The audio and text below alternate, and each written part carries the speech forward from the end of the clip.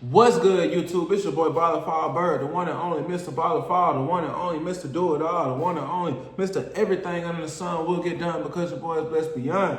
Hey man, listen, I wanted to make this video today because we're going off schedule, but I wanted to go ahead and make this video today because I honestly felt called to make this video because I know at one point in my life, I felt like the things that I wanted in life just wasn't coming. I felt like the things that I really wanted to get out of life just wasn't coming at the time, and I honestly had the thoughts of if they would ever come in general.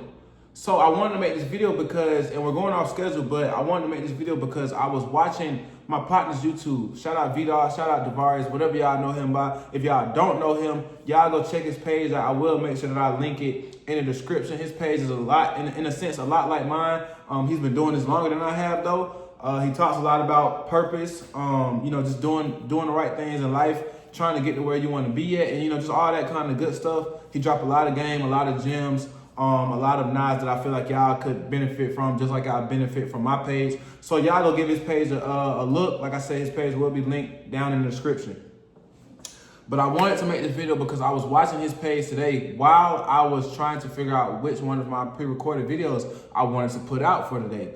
And I honestly didn't feel called to put any of them out. So I thank God that I was, watching his video, and he talked about delayed gratification.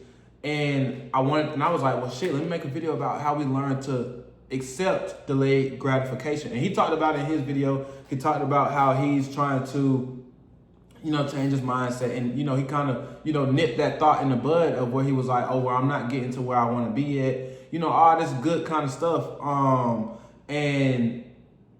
He talked about that, but as always, I gotta throw my 2 cents in there. So with that being said, like I said, I know if you watching my page, I know if you're a true supporter, if you come back to my page, pretty often, if you watch my page, then you can relate to me. If you can relate to me, then I feel like we may have been through the same things, or we may just think the same. We could be very ambitious people. I'm a very ambitious person. And I feel like if you watch me and you relate to me, then you may be a very ambitious person. And I know a lot of times that being very ambitious can also come with sometimes having to accept delayed gratification.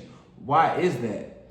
The reason that is because a lot of times, God has these plans for us. We have these plans for ourselves, and, these purpose and all this kind of stuff. And we want to get there so fast. We want to, we're putting in the work every single day. We're putting in the work, or at least we feel like we're putting in the work. We feel like we're playing it smart, doing everything that we feel like is right in our book, trying to get to this goal, trying to get to this purpose. And it feels like even though we're working, we're climbing, we may be going 2 steps forward and then 10 steps back, but we're still going at it, we're still persevering, and we're going at these things. And then sometimes you get that thought in your head, just like I have before, is, okay, damn, like, is this ever gonna actually come?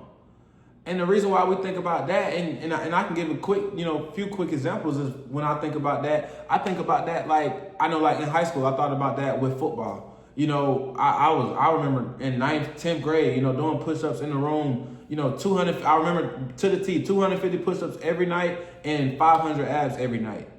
By myself in the dark while I was asleep at my granny house or asleep at my uncle's house or, whatever the case may have been. And I was doing these things, and I remember like 11th grade had came early, 10th grade, spring and summer going into 11th grade. And I'm like, dang, like, am I ever gonna get my shot? Am I ever gonna get this? Am I ever gonna get that? Lo and behold, that time did come. But I know a lot of times we can feel like that with a lot of our goals and a lot of our purposes, whether that be finances, whether that be, a job, trying to get, to a certain ranking or whatever the case may be. And it feels like we may put this work in every single day and it never comes.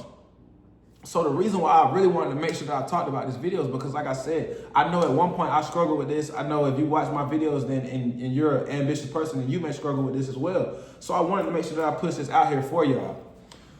With that being said, we go through these phases a lot of times, and thinking about whenever I watched the video today, it made me think about one thing that I read in the book and then one thing that I heard in the video.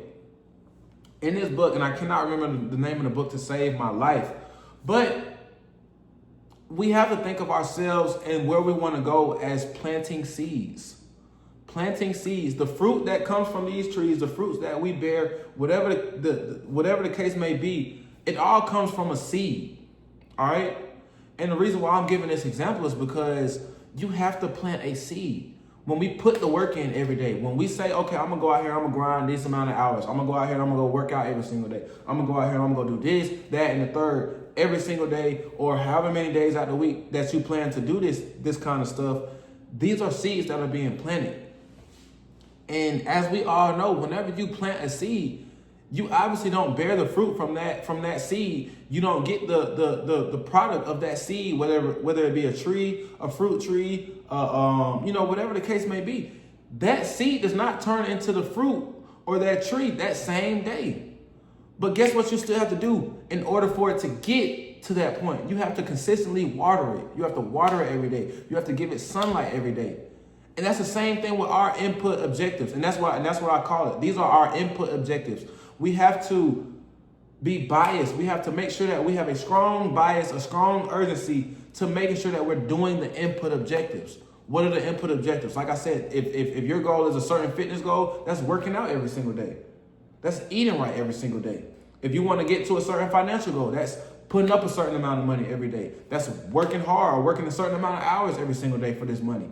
If you're trying to get football or whatever the case may be, the work is the input objectives, and you have to do these kind of things every single day, or the amount of days that's right for your schedule and all this kind of stuff. But when I say these things, I say this because if we don't do the input objectives, if we don't water the seeds, if we don't give the seeds the sunlight, then what we want will never come. So and another thing that I've heard was I would rather have the pain of failure than the pain of regret. Knowing that you gave up and you didn't keep striving towards your goal, knowing that you gave up and you didn't keep going at what you actually wanted to go at, that pain is gonna hurt a lot worse, knowing what you could have been, knowing what this situation could have been, knowing what could have came from that specific situation and how things may have played out.